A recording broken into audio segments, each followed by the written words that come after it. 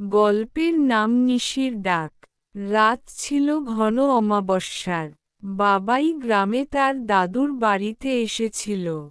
সন্ধ্যা নামতেই বৃদ্ধা দিদিমা বারবার সাবধান করছিল, বাবা, নিশির ডাক শুনলে কিন্তু বাইরে যাস না। বাবাই হেসে উড়িয়ে দিল।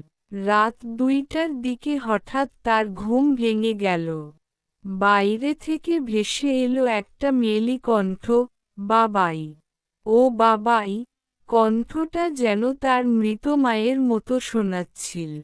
বাবাই দরজা খুলে বাইরে গেল। চারপাশে গভীর অন্ধকার।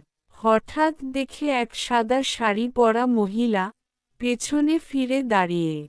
সে ধীরে ধীরে ঘুরে দাঁড়ায়, চোখ নেই, মুখে শূন্যতা।